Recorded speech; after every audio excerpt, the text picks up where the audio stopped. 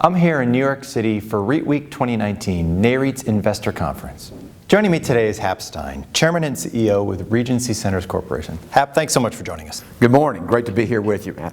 Now, grocery chains are located at 80% of Regency's shopping centers. How confident are you that your grocery tenants are taking the necessary steps to adapt to this changing retail landscape? Well, let me just start by saying why we really like having grocery stores anchor 80% of our shopping centers.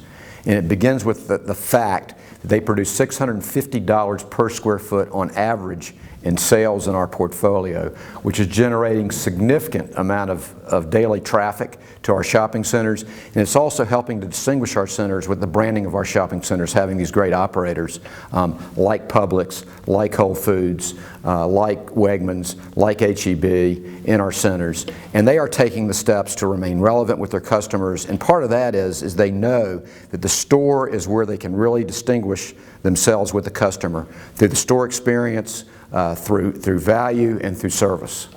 And at the same time, how is Regency ensuring that its non-grocery tenants can weather any potential shifts we see in the economy? Well, our portfolio of over 400 shopping centers are well located in trade areas with significant purchasing power because of the affluence of the trade areas and because of the dense infill nature of those trade areas. In addition to that, our fresh look philosophy, where we're attracting best-in-class anchor tenants that are producing a significant amount of daily traffic with our convenience, service, value focus, and also the other side shop retailers, best in class there, that we're attracting through Fresh Look, makes our shopping centers a place where our tenants are going to thrive. And where do you see the balance settling between ground-up development and redevelopment as you look out over the next few years? Well, the key thing, it starts with our ability, because of our pipeline and because of our development and redevelopment capabilities, to start and deliver $1.25 billion of value-add developments and redevelopments over the next 5 years.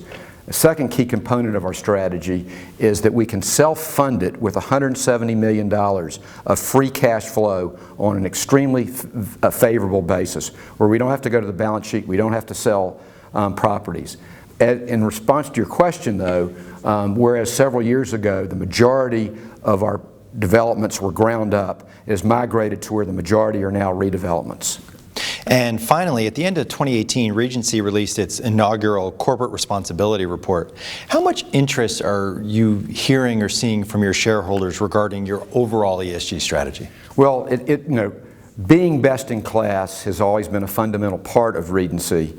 And our values have been the underlying part of being best in class. And that starts with our 4 pillars, which is emphasis on our people, emphasis on the community, emphasis on the right kind of governance, and emphasis on environmental sustainability. And as you mentioned, we did initiate our initial corporate responsibility report last year.